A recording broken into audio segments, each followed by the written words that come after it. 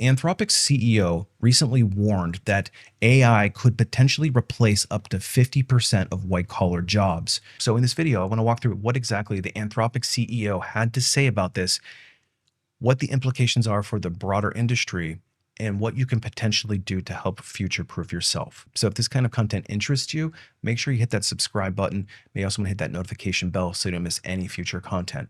Oh, and by the way, if you're worried about future-proofing yourself, it's all about career strategy and reclaiming control in your career. And if you're not sure how to do that, I've put together a free webinar that will teach you how to start building your career with more strategy so that you can stay in front of major industry disruptions like this AI. If you're interested in signing up, I will leave a link in the comments below. So the headline reads, Anthropic CEO warns that AI will destroy half of all white-collar jobs.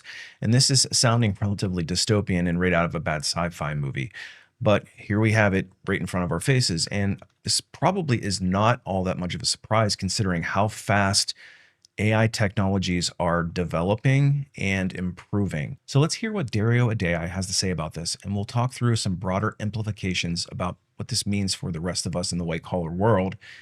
And then what can we do to future-proof ourselves? Dario, you've said that AI could wipe out half of all entry-level white-collar jobs and spike unemployment to 10 to 20%. How soon might that happen? Just to back up a little bit, I've been building AI for over a decade, and I think maybe the most salient feature of the technology and what is driving all of this is how fast the technology is getting better. A couple of years ago, you could say that AI models were maybe as good as a smart high school student. I would say that now they're as good as a smart college student and sort of reaching past that. I really worry, particularly at the entry level, that the AI models are very much at the center of what an entry level human worker would do. And so it's hard to estimate, exactly what the impact would be. And there's always this question of adaptation. And these technology changes have happened before, but I think what is striking to me about this AI boom is that it's bigger and it's broader and it's moving faster than anything has before. And so compared to previous technology changes, I'm a little bit more worried about the labor impact simply because it's happening so fast that yes, people will adapt, but they may not adapt fast enough. And so there may be an adjustment period. To be clear, and I recognize it's always a difficult balance, right? I'm aware of my position that I'm building this technology while also expressing concerns about it. And the reason I'm doing both of those things is, one, I think the benefits are massive. And we need to find a way to achieve the benefits and mitigate or prevent the harms. And the second thing I would say is, look, there are, as you mentioned, 6 or 7 companies in the U.S. building this technology, right? If we stop doing it tomorrow, the rest would continue. If all of us somehow stopped doing it tomorrow, then China would just beat us. And I don't think China winning in this technology is, I don't think that helps anyone or makes the situation any better. And if you're old enough to remember the dot-com boom of the late 90s and early 2000s, you'll recall that companies were coming out of the woodwork seemingly every day with these tech startups trying to solve all these different problems. They honestly didn't even know what the technology was even capable of doing at that point in time. Obviously, a lot of these companies ended up folding. Some of the ideas were decent, but were executed poorly. But as they started to get better and better, certain companies kind of rose through all that stuff, like the Amazons of the world, the eBays of the world, the Googles of the world. And online business became a very prominent part of our daily culture. The same thing is happening with AI. We're at the precipice of an entire change in the way that we conduct business, the way that we approach careers. And I think we need to be very cognizant of where the market is heading. And if you're somebody that's sitting on your hands on this is your warning sign to start taking this much more seriously and start to future-proof yourself. Everyone I've talked to has said this technological change looks different. It looks faster. It looks harder to adapt to. It's broader. The pace of progress keeps catching people off guard. And so I don't know exactly how fast the job concerns are going to come. I don't know how fast people are going to adapt. It's possible it'll all be okay, but I think that's too sanguine an approach. I think we do need to be raising the alarm. I think we do need to be concerned about it. I think policymakers do need to worry about it. if they do worry and they do act, then maybe we can prevent it. But we're not going to prevent it just by saying everything's going to be okay. Listen, we all have egos. We all want to believe that we're irreplaceable. But the fact of the matter is that companies are actively and aggressively looking for ways to reduce cost. The number one cost in most organizations is going to, unfortunately, be their labor. And obviously, a lot of us have learned the hard way through a series of mass layoffs over the past several years. And corresponds at the same time with the rise of this AI technology, and it's becoming more pervasive. And you pretty much can't find any service nowadays that doesn't have some sort of AI plugin in it. But this isn't just one person crying wolf and running through the town, getting everybody all worked up. It's actually starting to hit the workplace, because the reality is that AI is already reducing the need for a lot of entry-level coding jobs. This is probably much to the chagrin of people who are coming into a career in tech and thinking that they're going to pivot. Is it the best time to do it? I don't know, because right now, AI for these entry-level positions is starting to become a real threat. Because if you look through a recent report, says that recent graduates made up only 7% of hires in the last year for big tech, which is down 25% from the previous year. This means that companies are hiring less entry-level people because they don't need as many. They've got these tools that they're starting to increasingly rely on to outsource the mundane work. And often that mundane work, the basic coding, is handed to the junior developers, where the more senior developers are working on obviously more enterprise or architecture like type work. And the problem for junior developers is that's exactly what AI is most adept at doing. Now, if you're a senior developer and you're working on architecture, that's probably a way to future-proof yourself. But even then, where is this technology going to be evolving? Can you really sit back and think that you're all good?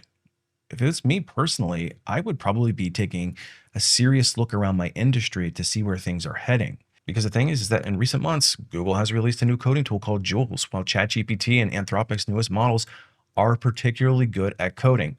And taking a look at Jules, and which in a way, the website's kind of like taking a poke at the early 90s, late 90s web. But what is it actually doing? It's actually doing all of that work, the same kind of work that you probably would have experienced back then. And the thing is that these tools are getting better at a very rapid pace. And the cycle of improvement is shortening each time. So it seems like almost every time you get used to one version of like a ChatGPT or something like that, another version comes out, some other competitor. Then they leapfrog, and it's just this constant leapfrogging effect. In this current state, will Jules replace all the junior developers? No, I don't think that that's the case at all. But it is absolutely starting to replace the need for some junior development work. It could make the person in their current role much more efficient to work on more advanced things, assuming that you indeed have the competency to do that. But where is this going to be heading? That's the bigger question. The thing is, Mark Zuckerberg wants AI to do half of all of Meta's coding by 2026. Think of all of the jobs that actually impacts. If that's half of all Meta's coding is done by 2026, you're looking at mass layoffs and certainly hiring freezes. And when you look at the amount of code within Microsoft that's written by AI, their CEO responded, maybe 20 to 30% of all code that's inside of our repos today and some of our projects are probably written by AI software. How many developers did that actually replace? And of course, Meta and Microsoft are two of the usual suspects when it comes to mass layoffs in the tech space. And I'm wondering, is this mass layoff to get rid of people that they deem low performers a way for them to justify bringing in AI to do the same work? Because I would imagine the work hasn't disappeared. In fact, they only seem like they're doubling down. This seems to start to answer some of those questions. And if you're a developer, go do yourself a favor and check out sites like Lovable, where you can create web apps by just typing in a few sentences, and it will do all the heavy lifting for you. And it's pretty remarkable what it can do in the matter of seconds. Like, for example, these are just templates that it creates. And I've done this myself with a few lines of instruction. It creates these websites within seconds. And you can kind of see the detail of it. It links all this stuff together. All these links are clickable, but it basically creates everything for you. And it's really pretty remarkable. Then if you're saying, oh, okay, what's for just developers? What about the rest of us who work in the broader industry? It's not going to impact us that much. Actually, it's starting to come for those jobs too. And this, again, we're at the beginning of this, but we know about automation in factories. It's been going on for a long period of time, but it seems like the next wave is coming in. And if you've seen some of these Optimus robots that are coming into the workplace. You should just check some of these out. Now they're training robots to, well, I mean, obviously trash, but think janitorial. It's a pretty basic type of role. But you've got robots that can go around 24 hours a day, never get tired. They never need a break. They never need to go on vacation. They can just continually run around and do this work. And this is just one use case. There's been instances where we've seen them moving material around, building products. And here we've got one cooking. We've got potential maids. There's robotics for inside of hotels to fold towels. We've got assemblers. I mean, literally, where are we heading with this? AI is coming for your job, and sooner than you think. The way we make McDonald's may be changing forever. Is Amazon replacing their employees with robots? As you see, we're building this robot that installs shingles on the roof. House building robot developed in Germany.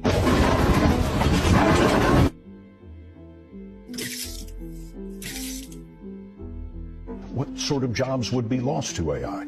Anyone who does driving for a living, a chef, waiter, a lot of things will become automated. AI to search for microscopic signs of the disease, catch tumours before they develop. This is not happening in the future, it's happening right now. From classrooms to construction sites, from hospital wards to Wall Street, AI is being installed faster than any technology in human history. And it's not just replacing workers, it's outperforming them by a mile. These are the areas the experts warn are going to get hit the hardest, the soonest. Healthcare is number one. AI diagnostic systems are now beating human doctors in detecting cancer, predicting heart conditions, and reading x-rays. And this actually brings up a really interesting point. I've heard of robotic surgeries. Will there be a day in the not too distant future where you'll be going under the knife with a robot leading the charge? And do you trust it? That's the bigger question. But the fact of the matter is showing that AI is outperforming doctors in a lot of cases. One study, AI caught breast cancer 5 years before human radiologists could. 5 years. And with tools like DeepMind's AlphaFold revolutionizing protein mapping, the drug discovery process is going full automation also. How long before your next checkup comes with a download button? Construction and trades is also getting hit pretty hard. Right now, China's building homes with no human labor at all. Robotic arms, 3D concrete printers, and autonomous diggers are already on job sites today. Japan's aging population has accelerated full-scale adoption of humanoid construction bots. In Boston Dynamics, they're not just dancing anymore. They're lifting, moving, stacking, and learning. They're due to be in factories any minute. The days of high-vis vests are truly numbered. Is Amazon replacing their employees with robots? Amazon is replacing warehouse workers with fully automated systems. Call centers are being gutted by voice AI. They're more polite, less unionized. And self-checkouts, that was just the beta test. McDonald's is piloting fully AI-run stores. No humans, just screens, bots, and digital payments. And from the looks of it, you may not even be able to get a job at your local McDonald's or your Amazon warehouse. And for those of you who are suggesting that everybody should just become plumbers or carpenters, how long until AI takes over that as well? Finance and legal is getting hit pretty hard too. Goldman Sachs cut thousands of jobs in its trading division because AI now does the trades faster, more accurate, and they don't require a bonus. And law firms are next. Contract analysis, case law search, legal drafting, all being handed off to AI as we speak. In one test, an AI passed the United States bar exam. Let that sink in. So if you watch this, it's almost like you're watching an episode of Black Mirror come to life. And in the not so distant future, we could see just about every major profession affected by AI, myself included. And it's not just the blue collar and technology spaces. It's also the creative space that could be very impacted by this. And here we've got the Google DeepMind just released VO3, which is a state-of-the-art video generation model. And if you look at some of the videos that this is creating, and I'll play some of the sound here, everything you hear and everything you see is created by prompts. This ocean, it's a force, a wild, untamed might. And she commands your awe with every breaking light. This ocean. And here we've got the prompt of a detective interrogates a nervous-looking duck, says, "Where are you at the night of the bubble bath?" And he quacks. And the audio Its prompt is detectives stir and quack, nervous squeaks from the rubber duck. Where were you on the night of the bubble bath? And here the prompt is a close-up of spies exchanging information in a crowded railway station with uniformed guards patrolling nearby. The microfilm is in your ticket, he murmured, pretending to check his watch. They're watching from the north exit, she warns, as casually adjusting her scarf. And he says, use the service tunnel. Commuters rush past, oblivious to the covert exchange happening amidst the announcements of arrivals and departures. The microfilm is in your ticket. They're watching the north exit. Use the service tunnel. And next we have stop motion animation. With nature now. Nature would prefer some personal space. And in very recent news as well, Salesforce has also said that AI is reducing the hiring of engineers and customer service workers. And what the chief financial officer for Salesforce says is, we have reduced some of our hiring needs. They've cited implementation of AI tools. For example, she said that the 500 customer service workers would be redeployed to different roles within the company this year, saving $50 million. So good news is it sounds like they're trying to repurpose the folks who are getting impacted by this, but this isn't always going to be the case. Now, I don't want this to be all doom and gloom because this could be potentially good in a lot of ways. AI promises to make our jobs potentially easier and more productive, and we can focus on actually doing creative work rather than just doing the mundane. So if you're bogged down in your current job, think of ways that you can automate things. That would be one of the ways that you can future-proof yourself. Learn a few basic prompts and try to make yourself as productive as you possibly can. Be the person in your organization who knows how to use these tools to make yourself the best possible worker, not the person who is likely to be replaced. Furthermore, if it's me, I'm looking at the broader industry to see what trends are emerging. What technologies are companies starting to talk about? What technologies are companies starting to demand? And now is the time to start getting those skills.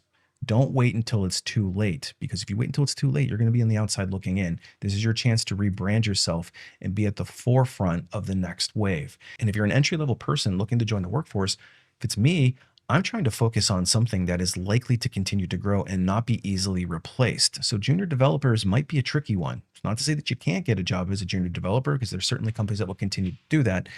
But rather, I'm going to be focusing on things like machine learning, AI engineering and prompting. And if I'm working in manufacturing, I'm probably going to try to position myself to be the person who utilizes these tools the most effectively, potentially even implements or upgrades them, and really becomes the resident expert. So now is the time to start looking around, taking note of what's happening in the industry, and pivoting and adjusting. We've been talking about AI on this channel for quite a while, and I know that there are some people who are pretty resistant to it and think that AI is not coming for them. But I recommend that you start taking a little bit closer look at how AI is evolving in your particular space and how it could potentially impact you and what you can do to start getting ahead of it. If you need more help learning how to navigate your career with more conviction and authority, check out my website, alifeafterlayoff.com. I've got a ton of free articles over there. They're very detailed and give a lot more insight into the hiring processes at major corporations, and also all of the tools and skills that you'll need, things like resume writing,